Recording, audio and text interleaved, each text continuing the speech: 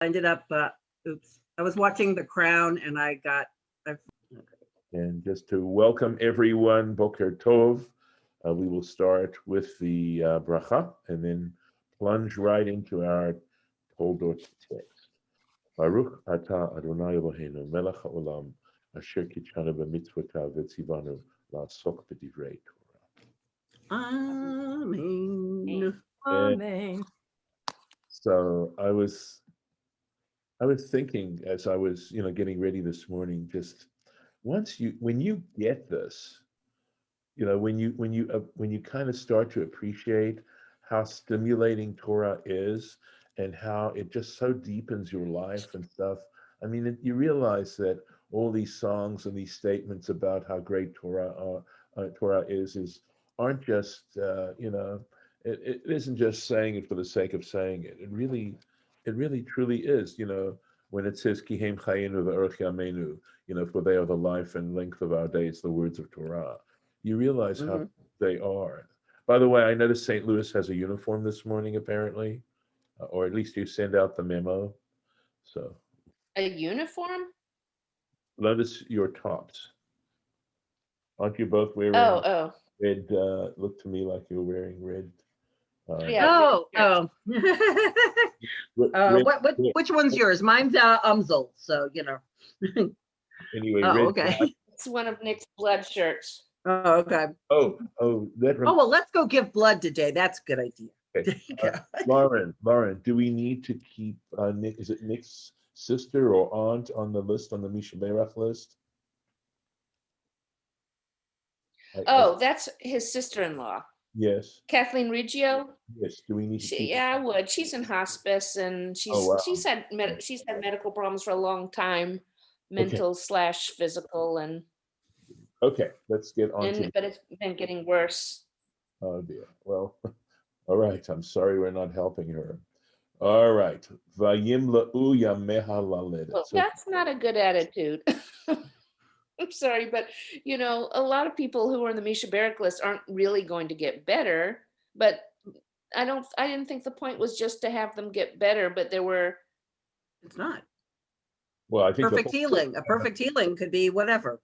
We ask God to heal them. We really are. It's fine. But, no, I agree with you, Lauren. You are welcome. I mean, healing takes more than one form. Mm-hmm. And we mention it. We mention both healing of spiritual. It says refuat hanefesh, refuat haguf, healing of the soul and healing of the body. But listen, we also know. I guess the distinction would be we all know we're mortal, but how we eventually move to the next world is significant. I mean, I'm hoping for myself that I will have what my father had. My late father, went to bed and he didn't wake up. But yeah, also though we pray for healing, and if it doesn't happen, that's an answer to the prayer as well. It's just an answer that we don't understand, don't like, and it is what it is. Yes, this is all true, Lauren. But it doesn't mean we shouldn't pray. Even I just don't expect that our prayers are going to mean some kind of miraculous healing, but it might happen. Lauren, you please realize, and maybe mea culpa. I was being facetious. I wasn't being serious at all. I'm not very good at at that kind of humor. No, but the point you made was still a good point. But no, I was absolutely being facetious. Okay. We keep them on because having them in our mind, okay, specifically mentioning their names and things like that, in that specific way is significant. And because there is, again, this class is not about all that, but it is a deeply spiritual issue. Again, this is something we could talk about if we ever got that coffee clutch going. All right, let's get into the text. But thank you. I deserved that. Her days were filled to give birth. And behold, surprise, surprise, Omim Bevitna.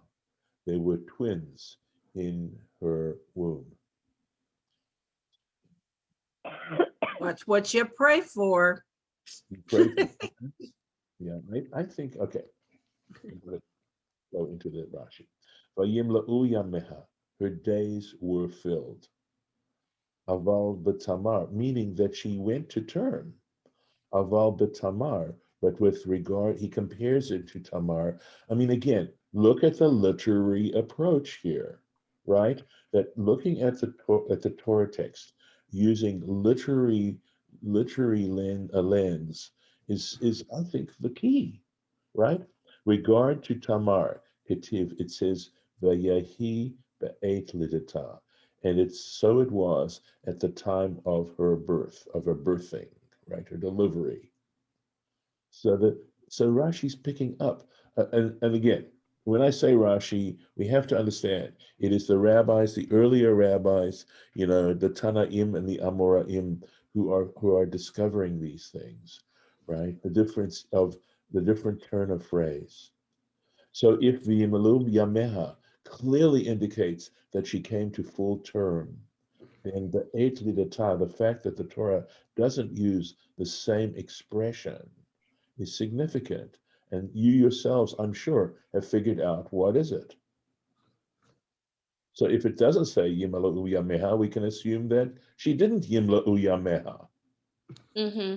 Shelo Mal'u Yameha. Her full term it didn't happen. And I think that the Rashi was also there to point out, like, obviously if at birth there were twins, there were at conception too.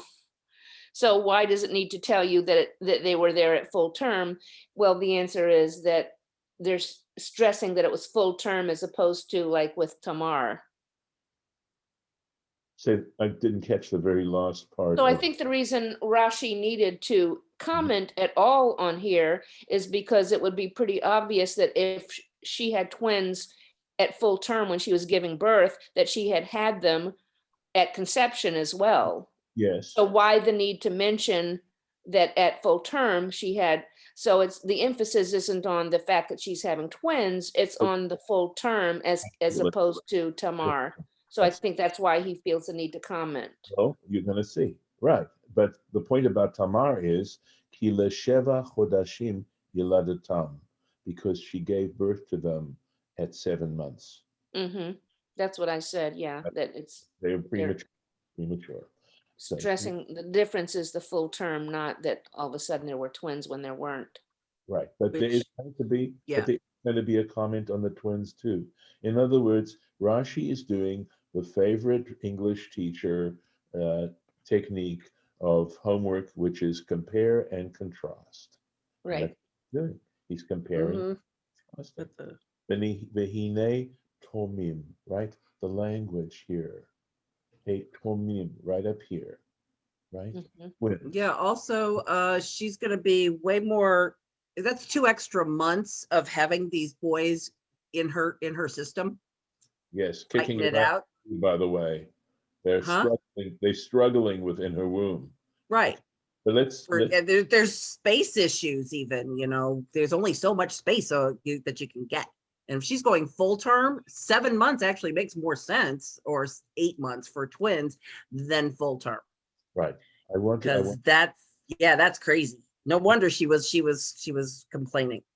right. But Golda, I'm sorry, I do want to go through the Rashi so that you Okay. thanks. Thank you. No. I appreciate what you're doing. That's exactly what I want to do. Right? We're all students. Chaser. So we notice that the word for twins is actually te'omim, right? And again, another contrast with regards to Tamar, te'omim, right? It's with the aleph there. So now it's full, Malay, right? Her pregnancy, Rebecca's pregnancy may have been full, but the result of it was tomim. And with Tamar, her pregnancy was 7 months, and she had tomim, Malay, spelled out in full. Why? So there's always that question, right? Because sheshnehem tzadikim, because both let's see, who was it? Shayla and was it Shayla? No. I remember one of the twins is Peretz, and what's the name of the other twin? I can look it up. Zerach. Zerach. Zerach. Isn't it Zerach? Zero. Yeah, I think it is. I'd have to go back and look, right? But the point is that both of them were tzaddikim. They were both full human beings. Aval Khan. Scarlet Yep. thread. Zerach, right. The Mhm. scarlet thread. Echad, yeah. It's Echad, Zerach. yeah. But Zerach sounds like Shemesh Zarach. I think it's the same root, which means the sun came out. So Zerach was coming out, and then Peretz came out first, made a breach. So again, another sort of interesting contrast. But Aval Khan, but here, Echad Tzaddik ve'Echad Rasha. They were not perfect twins, but in the case of Tamar, they were perfect twins. Just again, wonderful, and realize, of course, that this is the beginning of a process. That what Rashi is helping us, opening a door for us, is this whole idea of biblical interpretation, which just allows our minds to play with this text. And you know, some of you have heard me give the analogy of a love letter, letter that you get from the person you're in love with, and you get this letter and you read it, and you're just loving the letter, and then you just have to read it again, and you start to try and look for nuances, and you might even read it a third or fourth time because you fully want to engage with this communication. You fully want to sort of, I don't know, milk out everything, sip at the nectar, right? And we're getting nectar, and we want to play around with it. It's, I'm going to use a Sonoma metaphor. It's like really good wine. I actually had a wine some months ago that I thought was seductive. It was that good with what it does in terms of your taste buds and the thoughts that it gives you. At any rate, Vayetze Harishon. So this is like wine. Vayetze Harishon Admoni. The first one came out red. Kulo, he was covered, he was all full of Ka'aderet Se'ar, like a hairy mantle. Vayikru Shmo Esav, and they called his name Esau. So, of course, this is like a prophecy of the kind of personality he's going to have. Admoni. Siman's a red, scarlet. Simanhu, it was a sign. Sheyehe shofech damim, that he would be a blood spiller, a spiller of blood.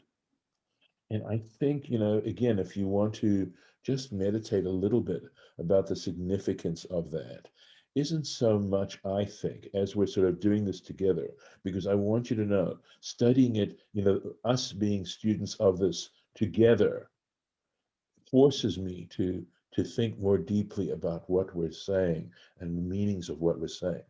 And I think that spilling blood here means a complete disregard for other people and for their lives and how you affect them, that there are lots of ways to spill blood because we see blood as sort of giving you energy, making you vibrant, and taking away blood, becoming anemic. And you realize even the term in English, anemic, refers to something. And when you get treated that way by someone else, it just saps you of energy and vibrancy and a lust for living and things like that. That's this kind of person. So this is in Bereshit Rabbah. That's where we find it. Again, this beautifully literary approach. Kulo ka'aderet se'ar. Now, I have to tell you, the Hebrew here is not easy. Kulo means all of him, like a hairy mantle. That's literally word for word, because ka is a comparative preposition, like ka. All of him like a hairy mantle, like a mantle of hair, literally. Malay se'ar, full of hair, Ketalit shel tzemer, like a cloak of wool, hamle'ah se'ar, which is full of hair. And here you have an old French word that I think is in English as well. It looks like floqué, like flocked, right? Mhm. So And when cloth is flourish. flocked, yeah. So when you talk about flocked cloth, what are we talking about actually? Are we Wool. saying that the wool isn't smooth? When it's flocked, it's sort of more rough. It's a more of a rough weave. Is that what we're saying when we say it's flocked? I'm assuming you're familiar at least with this term because I'm familiar with it. I just haven't looked up the definition in Mm-mm. English. It just reminds me of wool itself because you think of a flock of sheep. But yeah, I guess I've heard Curly-ish. flocking. I just don't know what it means. Mm-mm. Because of course it's a beautiful way to handle material. It's, I mean, look at, we know that clothing is such a means of communication, right? Anyway, we've got this wonderful excuse me, Yiddish word. Like it looks to me like it's saying horig, like hairy, right? Full, mit har, full of hair. So maybe that is something that's flocked. I'll have to look it up and see what when cloth is flocked, what does it mean? At any rate. Rabbi, is that a fey or pay you're saying? Because I'm reading it and I'm looking pilu kiret, pilu, pi- In pi- Safari, it's a This fey. it's a this fey Hmm. because right. because if it's a pay, piluca in Spanish is wig.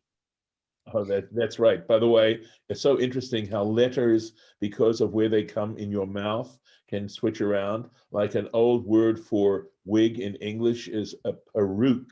So an L and an R are both sort of dentals, and so they're interchangeable. And we know, for example, that Japanese cannot pronounce L's and Chinese cannot pronounce R's. And by the way, Zulus cannot pronounce R's either. So camera in Zulu is Kamala. So Vice President-elect's name in Zulu means camera. At any rate, yeah, no, I don't think it means a wig. I do really think it's talking about flocking because So, It I mean, I looked says, up, yeah, yeah, okay, you do it because I looked it up too. Go. yeah, yeah, well, it just says, a flock fabric is one in which flocking has been applied with an adhesive. So then what is flocking? I've thanks. got it.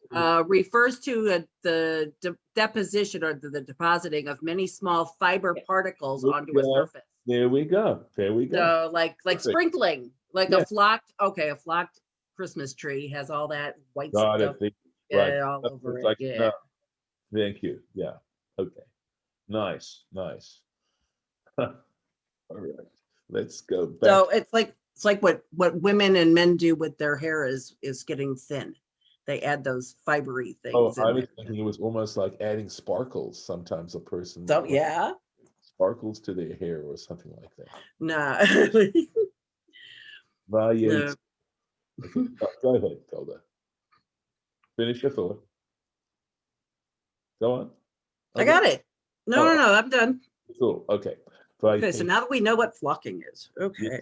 I'm glad. I'm glad. Yeah, no, it's Okay. cool. Vayetze harishon I'm sorry, you did that. Sorry. Next verse. Hmm. Acharechein, and after that, Yatsa Achiv, his brother emerged. V'yado. Wait, Yes. there's another Oh, yes, Rashi. yes, there is. Thank you. Thanks. I see it. I see it. Mm, Yikru Shemo Esav. They yeah. called his name Esau. By the way, look at how we are analyzing every little element, sometimes words, sometimes phrases, and what we are getting out of this as a result of going beyond the surface. Right? Hakol paru lochein. They all called him this. Lefi, because Shaya ne'esa v'nigmar b'sa'aro, because he was created and completed with his hair. Kevin Shanim Harbe, like a person of many years. Right? I mean, normally we know that the hair on the head develops later in a baby, not usually. Not me. Yeah, no, not on every, and not Were, every. were you furry? I had enough hair that the nurses put ribbons in it. Oh, Sweet. nice. My Okay. mom didn't like that. They fought about how my hair should be. That's okay, Lauren. There's a great story there. I know it, and we're not as someone I know says, we're not going to go down that rabbit hole. It's done gone down. Here we go, my dear. All right. But So, but look, how does the word Esav come out of that? Is that from Ne'asah? yes, asui, made, completed. I see. Okay. And now we understand this word. We understand his name now. That Esav refers to, complete. And it also refers to his hairiness, really. Yes, it does. That's how he got the name. Right. So look at the level of understanding that has happened now because we've done this Rashi. Yeah, one name he has refers to red and the other refers to hairy. He's also known as Edom, right? He's Yeah. called Mhm. V'acharei chen yatsa achiv, and after that his brother emerged. V'yado ochezet be'akev Esav, and his hand was gripping the heel of Esau. Vayikra shmo Yaakov. So he was named Yaakov from the word, which means will undermine, will trip. So holding onto a person's heel, the idea is to trip them up. Or just to follow. It can also mean just to follow, right? It does. But in this particular case, here it is. They wouldn't have known that. Yitzchak ben Shishana, Isaac was 60 years old. So they've waited 20 years. Correct. And there's comment about that. This has some halachic implications as well. All right, let's see. And following that, Yatsa Achiv, his brother, emerged. Shamati Midrash Agada. I have learned of Midrash Agada, so an Agadic Midrash as opposed to a halachic Midrash. So in interpretation, Hadorsho Lefi Pshuto, who interpreted according to its plain meaning. Vadin Haya Ochezbo. It was in fact justified that he was holding on to him, le'akvor, to prevent him, to stop him, because that's what you do when you trip someone up. You're stopping them from walking further. Yaakov notzar metipa rishona. Jacob was conceived from the first drop. Esav min hashniya, and Esau from the second drop. So this would mean they were, what is it? Would they be fraternal or what's the opposite of fraternal twins? Identical, but they're not. So they're not identical, right? They're not. So they're fraternal. So the drop of what? Right. Because they could be two eggs, and that's usually what happens. No, sperm. Okay. At least this is explaining it. That's hard to that doesn't happen as often as if Jacob were born first, he would not have had to steal the birthright or the blessing. Correct. Mm-hmm. That is correct. Right. So that's why he was trying to hold him back, I think. Mm-hmm.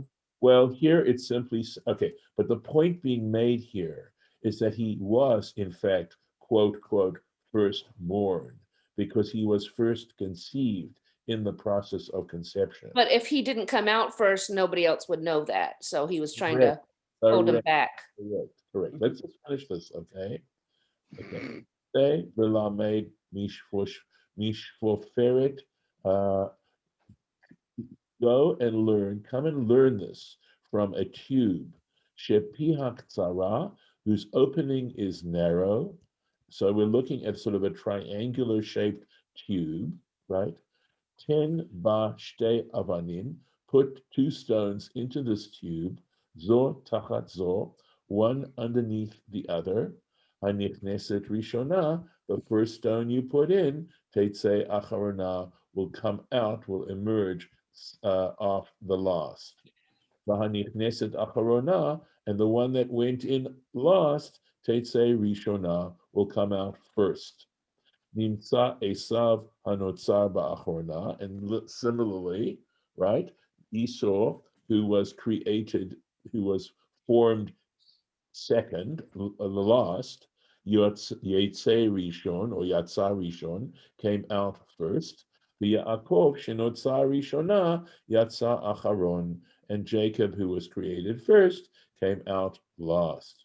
Yaakov Ba La'akvo, and Jacob was holding on to him to prevent Esau Sheyehe Rishon Laleida, so that he would be the first to actually be birthed. Karishon leyitzira, just as he was first in being formed. Vayiftor, here we go. Okay, so this is Lauren. This is following along the lines of how you were interpreting it. Vayiftor et rachama, and he would open up her womb. Vayitol et habachora min hadin, and he would be able to take the birthright, just, min hadin, according to law. He would legally acquire the birthright. So just, again, this whole bunch of stuff being said here about what's going on. So let me Last hired, first fired. ask you about Yaakov's name, because you said it was related to the word meaning tripping or whatever, but I thought it was related to the word meaning heel. It does. Yeah. The idea, okay, but la'akev here means to delay someone, and the idea is that you supplant. You, by holding onto somebody's heel, you prevent them from moving further. You trip them up. They can't. They trip up. So the word heel. The word akev means heel. That's the essential meaning here. So the word that means to delay them by tripping them up comes from the word heel because of this kind of action. Okay. Exactly right. Let me get back into this previous comment for a moment. So what I think is being said here is extremely significant about the way the text runs on the pshat level. So what we're saying is, superficially, Esau was born first. But if you were to look beneath the surface at the actual, forming of Esau and Jacob, you'd realize that Jacob, in fact, was created first. Now, so on the surface, Esau looks like the firstborn, and Jacob looks like the secondborn. But in fact, that's not the case. And likewise, as we read these early narratives about Esau and Jacob, and most people have the same experience. Who looks like the bad guy? Who really looks like the bad guy when you don't read this with rabbinic interpretation? Jacob. Absolutely. No, Esau.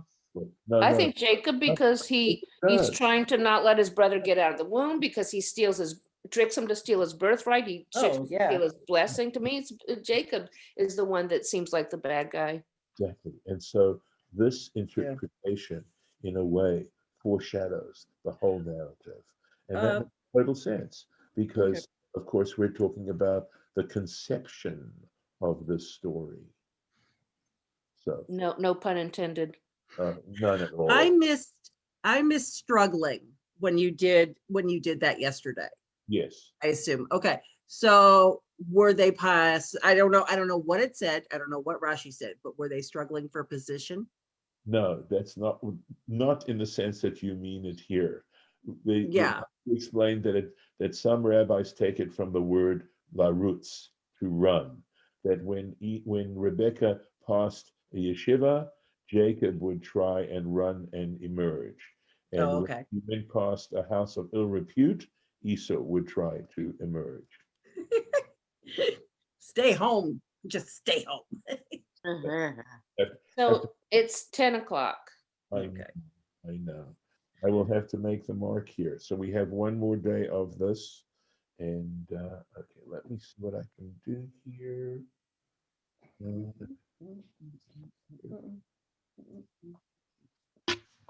We have 2 more Rashis on this. Yeah. Okay. With my little mark. Okay, let me stop the share.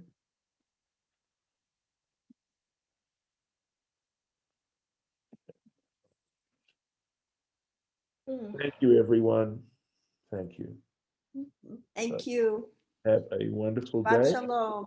Shabbat shalom umvorach, and God willing, we'll see you on Sunday, Shira Beth. So here's the thing. Yeah, I think I may not be seeing you Sunday, but I think the group agreed to continue to meet, and the room will be open, and you'll use Safaria. I want to tell you that I am wrestling because I love doing this with you so much, and for me, it's not a vacation to stop doing this. But on the other hand, I believe in Tzimtzum, and I think it's good for you all to work on this yourselves. And So, we believe in rest and believe that's good for you. yes, Mhm. fair enough. Let me stop recording.